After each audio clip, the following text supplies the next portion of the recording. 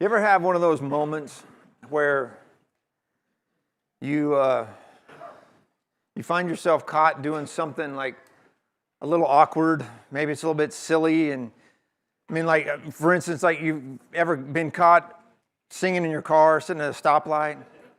I know I have. I'm busting out my best Bon Jovi, and I look over and the dude next to me is going, knows I'm a car singer, right?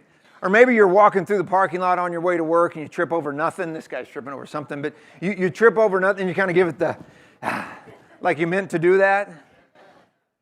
Those things happen, right? And they're a little awkward, a little weird, a little embarrassing. You get this look from people because they know you're faking, right? They know you didn't mean to jog right then. They know what happened right there. There's another aspect of that being known, though, that I think is kind of a product of our social media culture. Sometimes it seems like some people want to be known for doing something good so they can post it, right? You want to take the picture as you're helping people so people know what a good person you are. You want the guy at the counter when you give the tip, you want the guy to know when you put the money in the tip jar. So if he looks away when you're giving the tip, it's pointless, right? Because he doesn't know. He doesn't know you gave the tip. We want people to know that we're doing good things. We want people to know that we're helping people across the street. We want the sticker that the teacher's going to give out. I got caught doing something good. We want people to know that we're doing our best. We want people to know those things.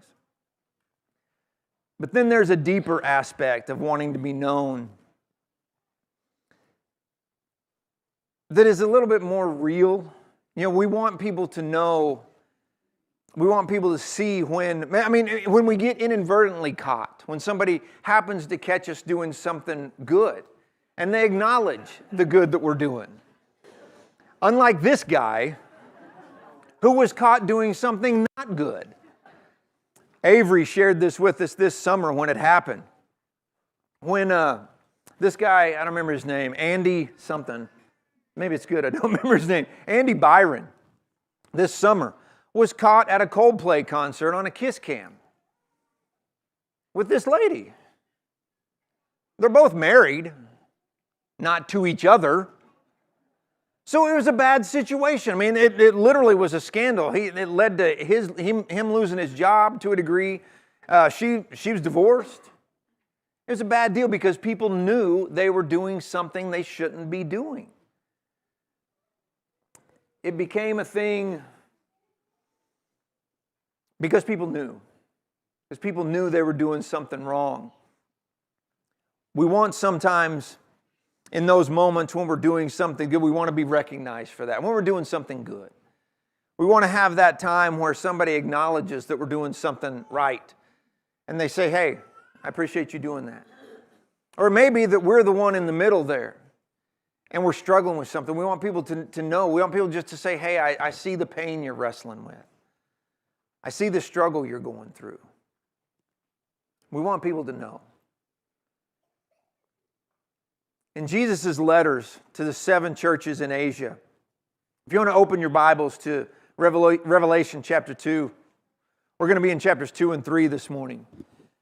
But we find a message there in these letters from Jesus. It's a great message. It's a great message that carries down from the first century to us today, that's a reminder over and over that Jesus knows. Jesus knows. And we need to be reminded of that sometimes. He knows what's happening. We'll see this in the text. He knows what's happening in His churches, but He knows what's happening in our lives as well. He knows the good. He knows the bad. He knows the things we don't want Him to know, the things that we want to keep hidden away. He knows what we do. He knows what we endure, and He knows with what we struggle. And that's a great message. It's a great reminder for us. Because that's a truth that ought to be comforting. It should be comforting, but it ought to be convicting a little bit too. To remind us that Jesus knows the things we're dealing with. We live in a world, as I already mentioned, we live in a world where people desperately want to be seen. People desperately want to be known. Where people all over the place are posting and they're posing for social media so people can see them, so people can know what they do. Sociologist Sherry Turkle, she calls it the tyranny of the network. That we want to be known, and we're so exposed. Anybody who wants to can put their deeds out there for people to see, yet we're the loneliest we've ever been. We're as isolated as we've ever been. People all around us are showing everything about their lives, from the shoes they just bought to the lunch they just ate. Yet we're lonely. And we wonder, does anybody even know? Jesus lets us know that He knows, even in the church, even us, even people sitting in here, can sometimes feel lonely, can sometimes feel like nobody knows what's going on with my life. So we need to be reminded that Jesus knows. And as we look at these letters this morning, what I think we're going to see is that Jesus knows our works. He knows how hard we try. He knows the effort we put in to so many different things. But He also knows our hurts. He knows our wounds. He knows those places inside where things are turbulent and we're not sure how to share that or how to endure it. But He also knows our weaknesses. We're going to call them our warts, because then we got the www and it's all one syllable, so it works perfectly. But He knows those things that we want to keep hidden. Sometimes we even hide them from ourselves. They're not necessarily sin, but they can be. So let's look at these letters. We'll start in Revelation chapter 2. And we'll start where Jesus starts with every single one of these churches. And He tells them that He knows their works. He begins with the church in Ephesus in chapter 2, verse 2, where He tells the church in Ephesus, He says, I know your toil. I know your patient endurance. And then He goes on to Thyatira in verse 19. He says, I know your love, your faith, your service, and your perseverance. Then He says to Philadelphia and Sardis and Laodicea, just point blank in chapter 3, He says, I know your works. He doesn't beat around the bush about it, but He's also not speaking in generalities. He knows these individual churches. He knows their struggle. He knows how hard they're going at being the people they're supposed to be. Their toil, their endurance, their perseverance. He knows their works. And He knows our works too. In 2001, a young man in a Malawi village, this guy's name was William Kamkwamba. I've read that 1,000 times this week, but I knew I'd have to look at it to say it. William Kamkwamba. Living through a famine, living through a drought in his little village. His parents couldn't afford to send him to school because they were spending all their money on food. But he continued to learn. He kept going to a small village library and checking out old science books. And he found a book on windmills. And he started reading about windmills, and he started to build one. And he built one out of scrap metal he can find, bicycle parts, tree limbs, just random stuff. And he built a small windmill that powered a single light bulb. And from that, he went on to build a windmill that powered a pump to bring water to his village. Unbelievable. And as his story became known, there was a book, The Boy Who Harnessed the Wind, was written, a book written about him, turned into a Netflix movie. Then this other movie, William and the Windmill, about this young guy in Malawi. And as he was being interviewed for these movies and these books, he said this. He said, I did what I could with what I had.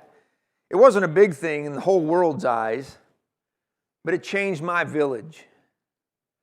Just a little thing. See, that's what Jesus is saying to these churches. I know what you're doing. I know the work you're doing. I know the effort you're putting into the things that you're doing. Listen, it doesn't matter how big the thing is that you're doing. Jesus knows. Anybody here ever feel invisible? Like nobody sees you? Like nobody sees us even as a congregation? Listen, Jesus knows the work we put into hosting a lectureship and what a benefit it is to our area. Even if some people don't seem to realize that and don't come, Jesus knows the work we put into that. Jesus knows the lives that have been touched by our diaper bank, or by our giveaway, or by our single mom's car care clinic. Jesus knows that, even if CNN doesn't cover it and we don't get famous for it. Jesus knows. Deacons, how about you guys? The effort, the tireless work that you guys do behind the scenes that sometimes doesn't even get noticed or mentioned unless you don't get it done, then everybody notices, right? You guys are like, I was thinking about this yesterday. You guys are like the offensive lineman that's blocking for the superstar quarterback. Nobody even knows your name unless you miss a block or get called for holding, right? Deacons, listen, Jesus knows. He knows.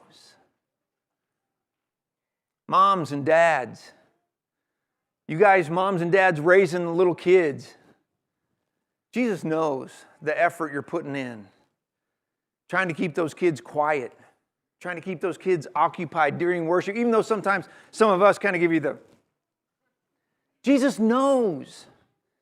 He knows the effort you're putting in on those kids. The time you have to spend on those kids, to sacrificing time for each other, sacrificing time out of your hobby, sacrificing time for yourself. Jesus knows.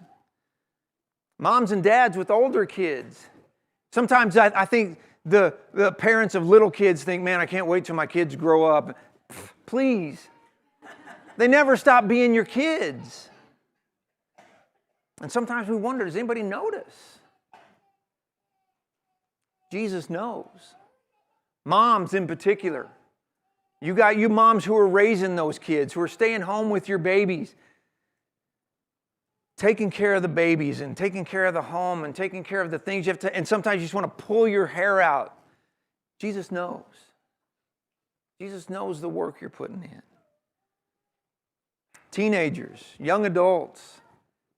Man, Jesus knows the work you're doing at school, at your job, and all the different things that you might be doing that nobody even knows about. You're encouraging your friends by just sending them a text. Maybe you're helping somehow in the community. You're feeding the homeless somewhere.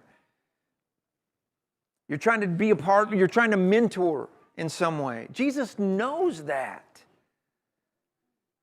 And sometimes we just feel invisible. We think nobody notices what I'm doing. Jesus knows. And that's what he reminds these churches. I know what you're doing. I know the work you're putting out. Even when you feel like no one notices the good you're doing, Jesus knows. But he also goes on to tell them, it's not just the stuff you do. He wants to let them know, I understand your wounds. I understand the hurt you people are feeling. Look what he says as he moves on here. First, to Smyrna. Smyrna is a congregation who is dealing with bankruptcy, literally, it seems like. Dealing with persecution, dealing with people falling away. And he says, listen, I know your affliction. I know your poverty. I know how hard it is to you. To Pergamum, he says, I know where you live. You live where Satan's throne is. These people are dealing with being drug away by very harsh influences. He says, I get that. And then he says, I see Antipas, my faithful witness, who was put to death among you where Satan lives. He says, I know the pain you all are dealing with. I know you're suffering. I know the struggle. I know the hardship. And he doesn't just acknowledge it. He honors them for it. He doesn't just give them some sort of formula to fix it. He offers them his presence. He says, I know about this. In 1952, a lady named Florence Chadwick, she became the first woman to swim from Catalina Island off the coast of California back to the California coast, 26 miles. That's a swimming marathon. It's unreal to me that humans would do such a thing. But she tries it. The first time she tries it, she's swimming by herself. And in a boat next to her is her coach and her mother going along next to her. She's swimming along. She gets about halfway through and a fog rolls in. She keeps swimming. And then finally she just gives up. She says, I just can't do it. So she stops, she gets out, she climbs in the boat and finds out she's less than a mile away because she couldn't see. 2 months later, she tries it again, and lo and behold, same conditions. If you've ever been on the California coast, this happens. You know that that happens. Fog rolls in, she keeps going, and this time she finishes. She becomes the first woman to ever do this. She was asked about it. You know, what was different? Why'd you make it this time? She says, I kept a picture of the shore in my mind. I knew it was there, even if I couldn't see it. Man, that's faith right there. That's faith in a nutshell. That's faith that we can mimic. Faith in what? That Jesus knows when we can't see because of the fog we're living in. Maybe it's anxiety. Maybe it's worry. Maybe it's a loss that you've experienced. Grief. We can't see how to finish. We don't even know if the finish is there. It's faith that Jesus knows. He knows when you're swimming in a fog. He knows when you can't see the finish line. Even when He can. He knows when you're tired. He knows when you're suffering. He knows when life's obstacles make you want to give up. He's the one that says, I know your tribulation to these churches. He knows your tribulation. And He doesn't just know about the fog. He's the light in the fog to see us through. When you're quietly fighting sin, some temptation that you just can't seem to fight off, Jesus knows. When you're hurting physically, emotionally, spiritually, Jesus knows. When you're discouraged because your results are not what you want them to be, when things aren't moving the pace you hope it would, you don't have to explain your pain to Jesus. You don't have to hope He understands. What you have to do is what He says to Pergamum there in verse 13. He just says, just hold on to my name. Don't deny your faith in me. Stay faithful in it. Jesus knows. He sees your work. He sees your pain. And yeah, we have to deal with this too. He even sees the stuff we don't want Him to see. The warts. He sees those things that we wish could stay hidden. Maybe sometimes we don't even see that they're there as clearly as we ought to. And again, not necessarily sin, but sometimes it is sin. Look what He says to these churches. To Sardis in chapter 3, verse 1. You have a reputation of being alive, but you're dead. To Laodicea in verse 15. You're neither cold nor hot. You're just lukewarm. You're just kind of existing. To Philadelphia, again, he says, I know that you have but little power. Maybe not so much as a condemnation of Philadelphia, just an acknowledgement that you people are just struggling right now. See, Jesus doesn't just know our successes, He knows our struggles. He knows when we just have a little bit of strength and we're doing our very best just to hold on. It may be that the Apostle Paul is maybe one of the greatest examples of strength and weakness that we can find. A man with an incredible spiritual resume. Started churches, encouraged churches, wrote a third of the New Testament. But he wasn't exempt from struggles. He says that he knows that God allowed him to have what he calls in verse 7, a thorn in his flesh. We don't know what that was. I mean, there's all sorts of speculation of what it was, whether it was a physical ailment, whether it was some spiritual persecution, or if it was whatever. We don't know what it was, but that's the point. We don't have to know what it was because we get it, right? We understand we all have thorns. We all have something that we feel like is holding us back. Maybe it is holding us back. Maybe it is the obstacle that keeps us from being as faithful as we want to be. Maybe it is the thing that gets in our way in our relationships. Paul says he pleaded with Jesus 3 times to have this thing removed from his life. But what it seems that Paul grew to understand, that the answer is right here in verse 9. Jesus says, my grace is sufficient for you and your thorn. For you in your struggle, my grace is sufficient. That's what Jesus says. For my power is perfected in your weakness. In other words, my power is shown off when you acknowledge how weak you are. When you acknowledge your warts and say, I can't do this by myself. Paul understood that Jesus' answer was not to remove the thorn, but it was to reveal his knowledge of it and his purpose for it. See, Jesus knew Paul's thorn. I mean, there's no mistake about that. Jesus knew what Paul was doing. He knew it was a discouragement to Paul. He knew it was tough for Paul. I mean, he asked 3 times, God, take this away from me. He knew the depth of his prayers about this. But Jesus also knew Paul's heart. And Paul says twice, if you remember in the reading that Kenny read for us, twice, Paul says, so that I won't become conceited. The Christian Standard says, so that I would not exalt myself.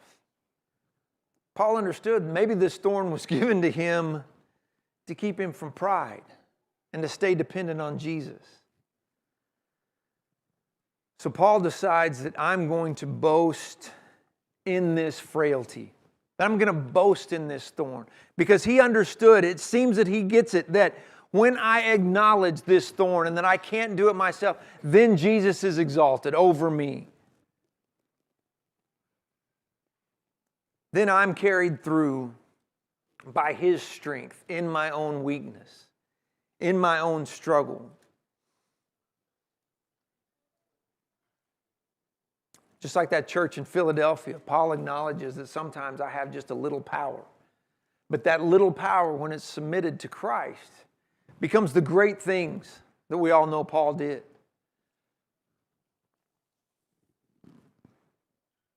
And just like Jesus knows those churches, just like he knew Paul, he knows our weaknesses. He knows our warts.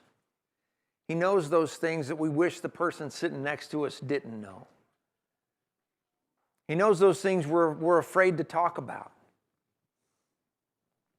His diagnosis, when he says these things, when he says you're lukewarm, you're dead, you have little power, those things aren't meant to be insulting. Because he's the great physician. He's diagnosing this. He's correcting because he cares. That's one of the things about realizing that Jesus knows. He knows the things we need to fix. He knows those things that maybe we can't fix, but we need to turn over to him and say, see me through this. Help me get over this. He knows our warts. He knows how ugly we can be on the inside. But he's not bothered by it. He's not limited by it. In fact, Jesus steps into it with his mercy and his grace and says, hand it over to me. And he says, let my strength be your power. He says, my grace is sufficient. For my power is perfected or completed when I acknowledge my own weakness. Maybe your weakness right now is you just feel discouraged. Maybe you're just tired. Maybe it is a sin. Maybe it's a habit you can't give up. Maybe it's a relationship you know you need to fix, but you just don't want to. Maybe it's spiritual burnout. He knows what it is, but he's not finished with you because of it. He says, let my power perfect that weakness. Let my power take over that weakness. See, Jesus doesn't just expose our warts. He is the solution. He provides the power for us to transform that weakness into dependence for His sake, so we can depend on Him. He knows. So next time you're sitting at that stoplight at Eagle and Eustic, surrounded by a zillion people, and you're busting out your best Taylor Swift, and dude next to you sees you and gives you that look, it's embarrassing. Guy knows you're a car vocalist. But it's little, and it passes. It doesn't compare to a Savior that knows our effort, knows how hard we try and do the right thing, how hard we try and serve. Maybe we can't figure out how sometimes. Jesus knows. He knows.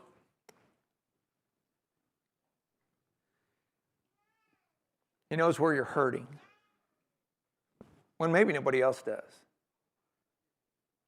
He knows those wounds.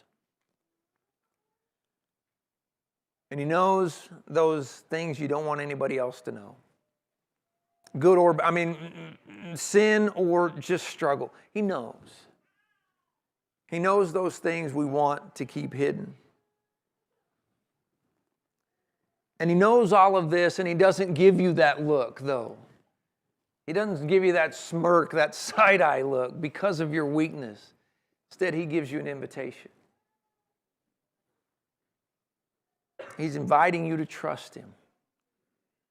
He invites you to follow Him. He invites you to give all of those things over to Him and let Him finish His work in you. He knows the good. He knows the hurts. That, like I said, that ought to be comforting. That ought to be convicting a little bit, because He also knows those things you need to fix. And He reminds us, you don't have to do that on your own, because that's part of His invitation. I know what you're dealing with. Jesus says, so let me come help. So let me help you with that.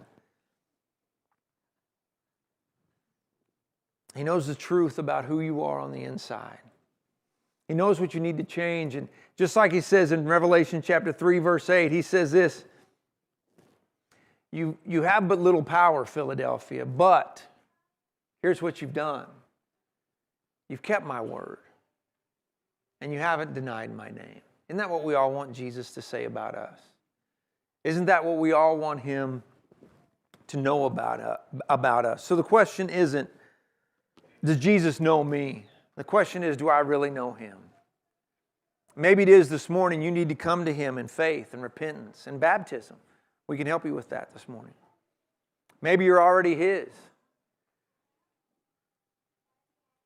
but you just need to turn something over to Him. You need to let Him have control again. And see, He knows us better than we know ourselves. And His invitation to us, the idea, the fact that He knows, it isn't about Him being judgmental of us. It's Him saying, let me help you with all of this. Because Jesus knows, and that changes everything. And if we can help you with anything this morning, let us know while we stand and sing.